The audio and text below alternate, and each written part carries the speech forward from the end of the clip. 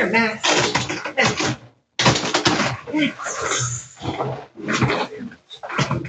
Max. There you go. Thank you. You're welcome. I just want to say it's a nice house for a $5 tip. You're welcome. Thank you.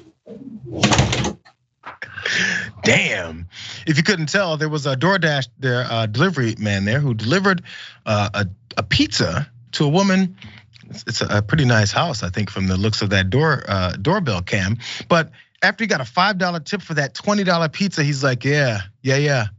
Nice house for a $5 tip. Then said F you as after she said you're welcome.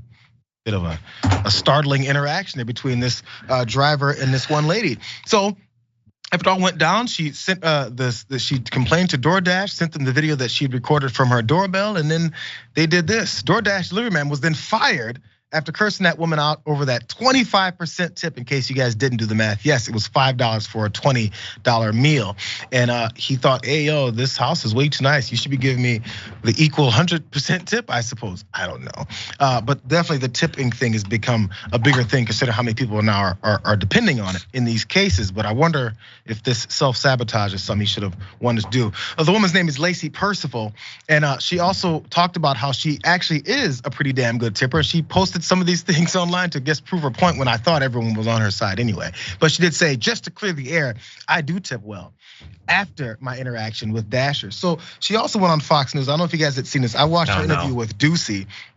Sorry, I said it like that. She went on with Steve Ducey and she was talking about how she tips beforehand and she tips after a certain amount because based off of how the interaction is. So I think he only got the 5. Maybe he'd have got another 5 if he was nice. Who knows? But that was her story behind it, and she pointed out with that receipt there. But also the reasons why she even uses DoorDash to this degree is because she and her husband, I believe, were in a car accident, a head-on collision with a drunk driver earlier this year, and she had been depending on DoorDash to help her as she then heals and repairs her body from that whole thing. But John, so I mean, everyone already has, not everyone, many people already have this guilt when it comes around tipping if maybe they don't have enough or what they would have given if they had more. But the assumption of the house being something that this woman who was grabbing a pizza from you, I think is a bit of an assumption.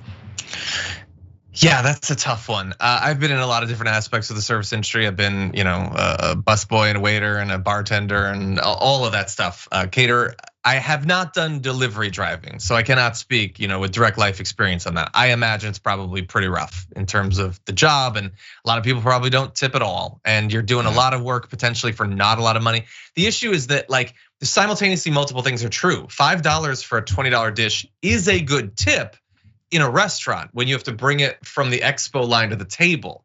When you have to bring it multiple miles and go out of your way and you're doing wear and tear in your car, it's not so good.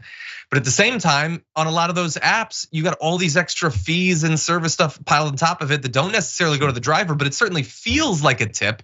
It feels like you're already spending a lot of extra money. So what are you supposed to do? Maybe it seems reasonable to tip $15 or something, but then people probably aren't gonna buy the pizza in the first place. So it's really a system that is set up to hurt everyone. And I feel worst for the driver because they're the one who have the least at the end of this, but I don't know how much more you can expect a regular person not in a nice house to tip on that. And when you got people having to work certain kind of jobs and we have all these uncertainties going on with people's housing and stuff like that, I needed some more money because rent's coming, bro. And then just the agitation and the anger is just everywhere. And then you find yourself getting your ass fired over complaining over 25% tip.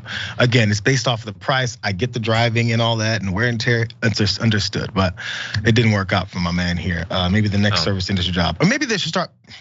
You guys know my stance. Tips shouldn't even be in existence. If you hire someone, pay them.